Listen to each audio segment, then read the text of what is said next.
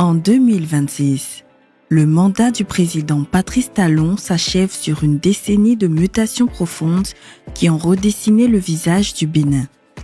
Malgré les soubresauts de l'économie mondiale, le pays maintient une croissance vigoureuse projetée à 6,8% en 2025 grâce à une rigueur budgétaire et une lutte frontale contre la précarité.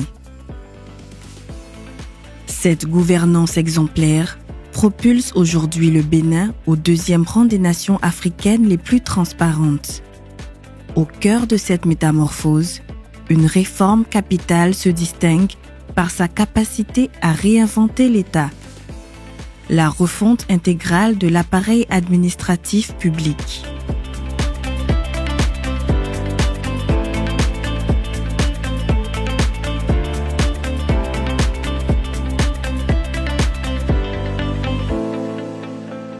Autrefois, l'administration publique béninoise était caractérisée par une dispersion de ses services, souvent logés dans des locaux loués, entraînant des coûts de fonctionnement exorbitants et une efficacité amoindrie.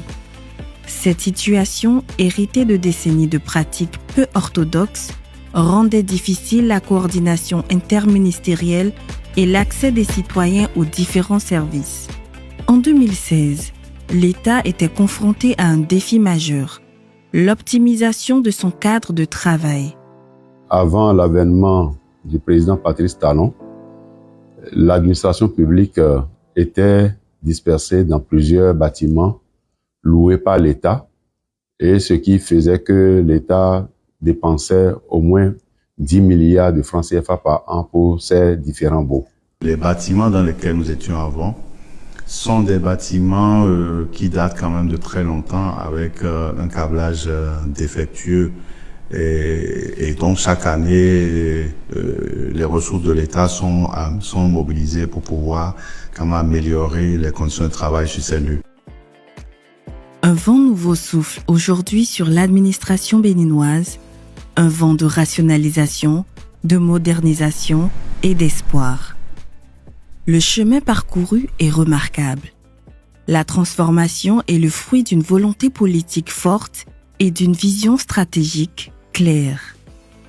Grâce aux réformes du programme d'action du gouvernement PAG 1 et PAG 2, le Bénin est passé d'un système fragmenté et coûteux à une approche structurée et centralisée.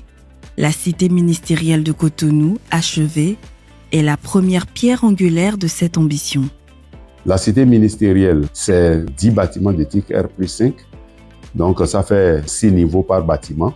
2 ministères vont exploiter un bâtiment à raison de 3 niveaux par ministère.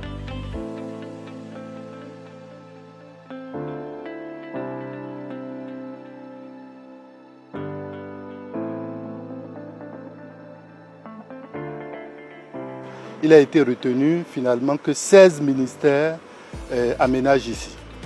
Donc vous avez 16 ministères, à l'exception du ministère de l'économie et des finances, le ministère du développement et de la coordination de l'action gouvernementale, le ministère de l'Intérieur, le ministère de la Défense et le ministère des Affaires étrangères.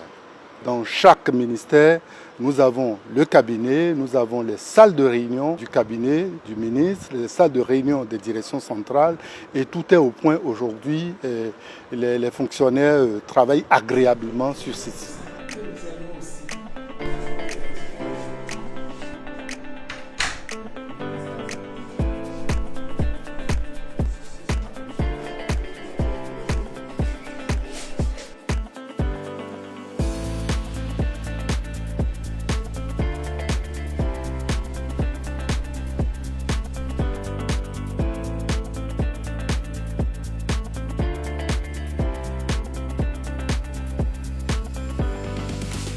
Depuis 2016, la plupart des projets qui sont conduits ont un volet aménagement paysager assez important parce qu'on s'est inscrit réellement dans la ligne du développement durable orienté l'homme. Et donc, en faisant ce choix également, c'est pour offrir le meilleur cadre de vie, les meilleures conditions de travail à nos fonctionnaires. Ceci devrait améliorer leur productivité. Nous avons le parking qui est également une première au Bénin. Vous avez un parking en hauteur, donc sur 3 niveaux, rez-de-chaussée plus 2. Ce parking nous permet de prendre environ 500 véhicules. Et le dernier niveau qui sert au food court, qui est un espace réellement qui permet donc d'offrir les commodités, le repas entre midi et 2 au personnel qui travaille ici. Les gens, ils apprécient d'être nommés. Et tous les mets ici d'ailleurs. Ça se passe très bien. On a souvent de l'affluence. Enfin, la première fois que j'ai miqué ici, j'ai dit là, je me connais mon pays. J'étais tellement contente du beau, du cap. En termes de choix d'équipement, c'est les équipements moins consommateurs d'énergie qui ont été retenus. Vous verrez des ampoules LED de dernière génération, mais également avec des systèmes de fonctionnement qui permettent donc d'activer l'éclairage à la présence humaine. Et nous avons également un système de relais où toute l'énergie est soutenue. Quand il y a une coupure d'électricité ici, un groupe prend et toute la cité fonctionne. Et nous avons un système de maintenance, d'exploitation qui permet d'avoir l'interaction nécessaire avec les usagers, ce qui évite tout gaspillage. C'est au moins 10 milliards d'économies par an que l'État aura.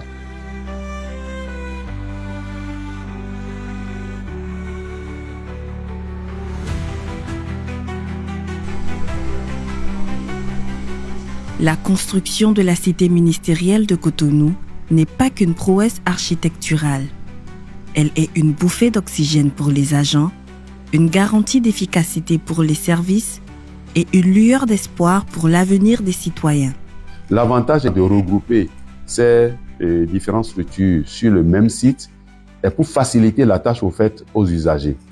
Puisque tout ce qui est fait, c'est les usagers, c'est la population qu'il faut voir. Puisque c'est pour la population que nous travaillons. Quelqu'un qui a besoin d'un service d'un ministère, qui vient à la cité ministérielle, n'aura plus à se déplacer à plusieurs endroits avant d'avoir gain de cause. S'il finit avec tel ministère, s'il a besoin d'un autre ministère, il va dans ce ministère-là. Venir ici au niveau de la tour ministérielle, c'est donner un coup de pouce quand même à cette fonction d'agent de l'État, de fonctionnaire de l'État. Parce qu'on dit souvent que le fonctionnaire, on le caricature comme celui qui est dans un lieu délabré, mal entretenu, beaucoup de documents exposés. Cela ne valorise pas la fonction. Et donc, la première des choses, c'est déjà que ça vient valoriser sérieusement la fonction de l'agent, de fonctionnaire de l'État. Mais la deuxième chose aussi, ça crédibilise l'image de nos entités parce que nous avons des partenaires qui viennent et qui, dans les conditions qu'ils te trouvent, dans ces conditions qu'ils te traitent. Aujourd'hui, le gouvernement du président Talon a compris que chaque bureau d'un fonctionnaire est l'image du pays. Oui. Aujourd'hui, nous, les secrétaires généraux, pour qu'on puisse organiser une concertation, c'est une chose très facile et très efficace. Et de plus, on sent l'environnement, il est gai, il est beau, et il inspire la santé pour tous. Les temps que nous perdions en allant de tel ministère à tel autre pour aller faire d'autres réunions au niveau intersectoriel, je pense que tous ces temps-là sont minimisés maintenant et puis c'est bon pour l'ambiance de travail, quoi. Elle est fabuleuse, notre cité ministérielle. Elle nous permet de travailler dans un cadre sain, un cadre propre, hygiénique, et nous donne une certaine paix d'esprit dans le travail que nous faisons. Donc je la trouve merveilleuse, fabuleuse, propre, magnifique. Et nous remercions le chef de l'État.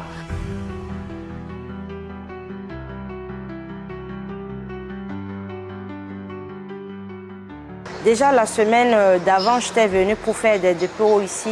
Je me suis retrouvée à faire en 30 minutes une course que je devais faire en 2 semaines. Oui, parce que je suis venue pour 3 ministères. Et je suis revenue aujourd'hui tranquille. Je n'ai même pas encore fait 20 minutes, j'ai déjà fini avec 2 ministères. Et là, ça va vite et je suis contente. Dès que tu as besoin d'un document, tu vas d'un ministère à l'autre. Avant, c'était de passer presque dans tout Cotonou d'abord avant d'aller chercher les documents que nous voulons. Mais bon, aujourd'hui, maintenant, tu montes dans cet escalier ou bien tu vas à côté seulement et puis tu as déjà trouvé ce que tu veux. C'est comme si nous sommes à l'extérieur ici.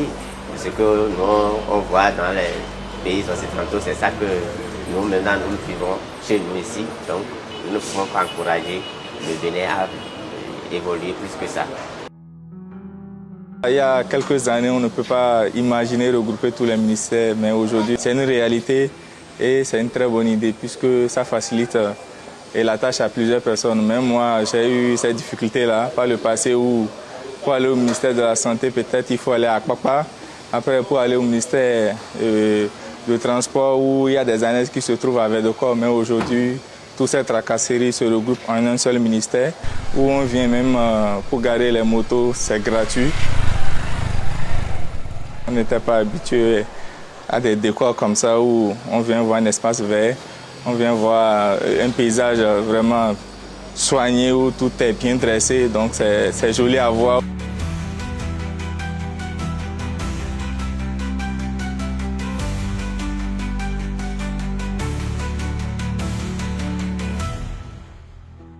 Ce que j'ai vu ici, c'est vraiment un niveau de développement très élevé en termes d'infrastructure. Quand on voit tous les ministères se réunir dans un même endroit, ça facilite le travail collaboratif et ça facilite également les difficultés que les usagers rencontraient quand il s'agissait d'aller se renseigner sur des dossiers. Tout se retrouve au même endroit. Je pense que c'est une initiative louable et formidable. Le cadre est beau et attrayant et cela aussi permet une synergie d'action, que ce soit sur le plan économique, sur le plan social, culturel et que sais-je encore. Il faut démultiplier ça sur le terrain dans tout le pays pour que le pays soit vraiment un pays émergent et développé. Nous avons besoin de ce genre d'architecture.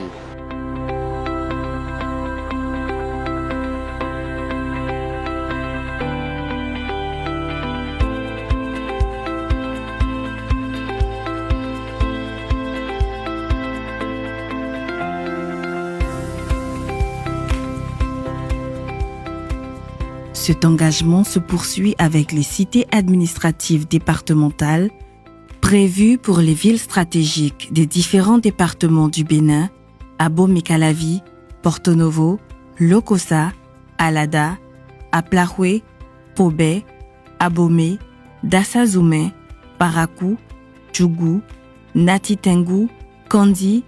La mise en œuvre de cette réforme est un investissement massif pour une promesse simple. Celle d'une administration moderne, efficace et accessible à tous les citoyens. À l'arrivée du gouvernement du président Patrice Talon, il a révolutionné le secteur de l'administration en initiant des projets de cité, une cité administrative technique pour toutes les directions techniques de tous les ministères, à Abomey-Calavi, à Rosso-Gbeta précisément, et au niveau départemental, des cités départementales administratives qui vont regrouper et la préfecture et les directions départementales de tous les ministères au niveau départemental.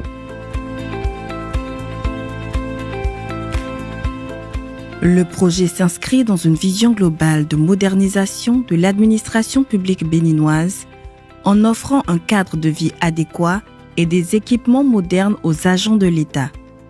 En centralisant les services, la cité administrative doit rendre l'accès aux différents services plus rapide et plus simple pour les usagers. L'avantage également de regrouper ces différentes structures sur le même site est pour faciliter la tâche aux usagers. Puisque tout ce qui est fait, c'est les usagers, c'est la population qu'il faut voir. Puisque c'est pour la population que nous travaillons. Quelqu'un qui a besoin d'un service de direction technique, il ira à la cité administrative d'Arosso-Gbeta. Tous les ministères sont représentés là-bas. Toutes les directions techniques de tous les ministères sont là-bas. Donc, vous voyez que ça facilite la tâche aux usagers. De la même façon, dans les départements, désormais, le préfet qui est le maître de terre pour l'administration publique dans les départements a tous ses administrés autour de lui en même temps, toutes les directions départementales autour de lui en même temps. Donc la CAD et la conférence administrative départementale qui se fait périodiquement, les gens ne vont plus tellement se déplacer. Il y a des salles de conférences qui sont réalisées sur chaque site. Et ils vont juste se réunir et puis c'est fini. La construction et le fonctionnement de la cité administrative ont également un impact positif sur l'économie locale, notamment en termes de création d'emplois. La cité administrative d'Abomey-Calavi est un exemple concret de ce que représentent les cités administratives départementales. Très avancée, la cité administrative d'Abomey-Calavi s'étend sur un vaste site d'environ 40 hectares. Le projet comprend la construction de plusieurs bâtiments administratifs, notamment 16 bâtiments de type R+3, destinés à accueillir les bureaux des différentes directions techniques et services décentralisés de l'État. Aujourd'hui, nous avons plus de 1200 personnes sur le site afin de respecter la date de livraison prévisionnelle. Nous avons dépassé 50% d'avancement en termes d'exécution. La phase gros œuvre a été achevée à 100% et nous avons entamé la phase finition et les lots archi. Avant même de concevoir cette cité, c'est que nous avons recensé au niveau de tous les ministères de notre pays les différentes directions techniques avec leurs effectifs et c'est sur cette base que la conception a été faite. Le poumon même des ministères, ce sont les directions techniques. Donc, le personnel est plus important au niveau des directions techniques qu'au niveau des cabinets des ministres et des directions centrales. Nous aurons au total 84 000 mètres carrés de surface bâtie pour accueillir toute l'administration publique, ce qui donne environ 1500 bureaux. 1500 bureaux, nous avons donc 64 plateaux du rez-de-chaussée au 3e étage. Il y a un centre médical qui est créé sur le site pour accueillir des cas de secours rapides avant que les gens n'aillent dans les hôpitaux et qu'on sort. Il y a un centre de conférence constitué de plusieurs salles polyvalentes, une grande salle de 150 mètres carrés, deux autres de 200 mètres carrés et deux autres de 50 mètres carrés, à mutualiser par tous les ministères, sans compter une salle de réunion par palier dans chaque bâtiment, à mutualiser par les utilisateurs. Donc il y a suffisamment de place pour les réunions, les conférences et tout. Également, il y a un restaurant, un grand restaurant qui est construit de près de 1300 mètres carrés. Et en plus de ça, il y a 3 maquis, chacun d'environ 500 mètres carrés, qui sont construits sur le site.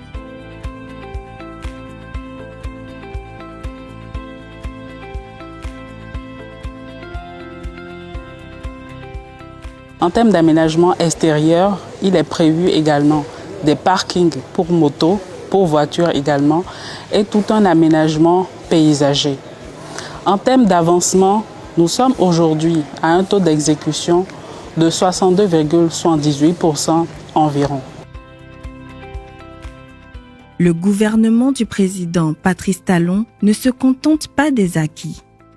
L'objectif est clair: achever toutes les cités administratives départementales et consolider les gains d'efficience d'ici 2026. Actuellement, nous sommes sur le site d'Abomey, qui est entièrement achevé tel que vous le constatez.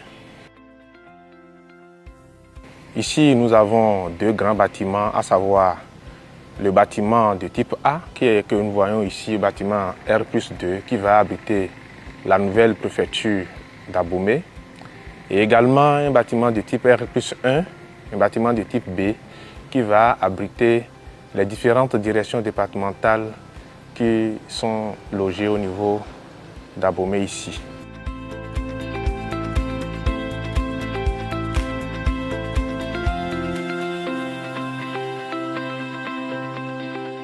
Bientôt, je pense que toute la zone va ressembler à ceci. Et c'est déjà un bon départ pour le pays. Je souhaite que notre palais de la justice Et la zone, l'alentour aussi, ressemble déjà à ce building qui est là. Même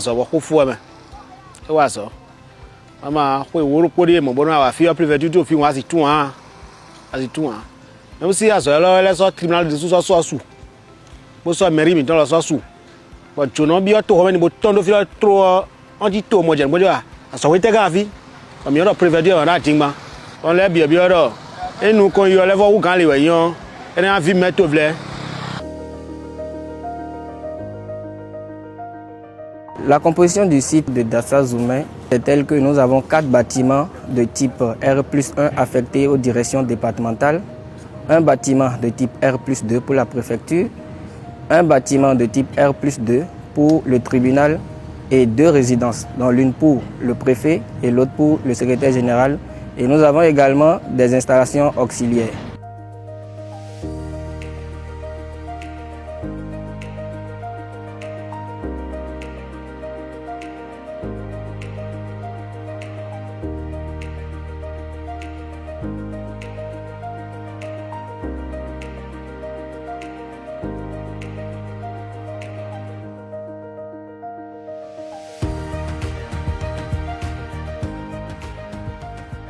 Nous sommes sur le projet de construction de la cité administrative et départementale d'Aplakwe.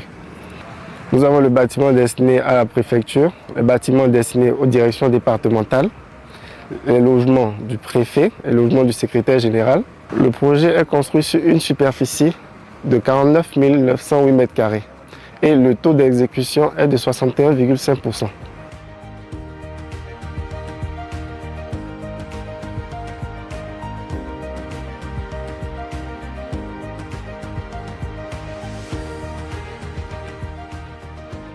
D'une administration dispersée et coûteuse à des cités modernes et efficientes, du défi des charges locatives à des économies substantielles, d'un accès complexe aux services publics à une administration plus proche des usagers et plus réactive. Le Bénin a démontré sa capacité à transformer son appareil étatique. Les cités administratives, couplées aux autres réformes structurantes en matière d'infrastructures de gestion des ressources et de gouvernance, sont devenues aujourd'hui une réalité. C'est le symbole de la dynamique de développement que connaît le pays sous la direction de son Excellence, le président Patrice Talon. Elles incarnent les résultats tangibles des réformes structurelles et de l'allocation stratégique des ressources publiques. Un modèle de réussite qui montre bien l'impact social et économique des réformes entreprises depuis l'avènement de la rupture. L'État est en train de penser à la population et aussi pour alléger la tâche aux fonctionnaires. Et comme ça, les maladies vont un peu diminuer aussi. Je l'applaudis, je l'encourage de poursuivre dans ce sens-là.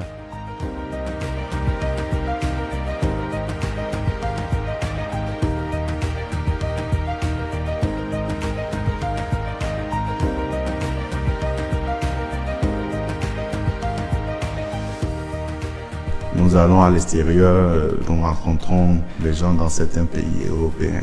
Nous avons vu ces modèles. À chaque fois, nous disons, mais et pourquoi pas au Bénin? Aujourd'hui, nous l'avons. J'appelle vraiment de tous mes voeux que ce soit vraiment élargi et que d'autres fonctions puissent être impactées sérieusement. Les bureaux nous donnent quand même un confort pour travailler. Nous avons aussi moins d'interactions, moins de visites inopinées des concitoyens qui viennent, des gens parfois qui viennent juste vous sonner, peut-être ils s'est trompé et tout. Mais donc, ce dispositif ici, déjà en bas, il y a de l'accueil très professionnel déjà pour ce que nous avons vu jusque-là. Ou dès que vous venez, vous demandez le bureau de quelqu'un, on vous situe directement à l'étage ou au bureau. Donc, c'est une condition qu'il faut renforcer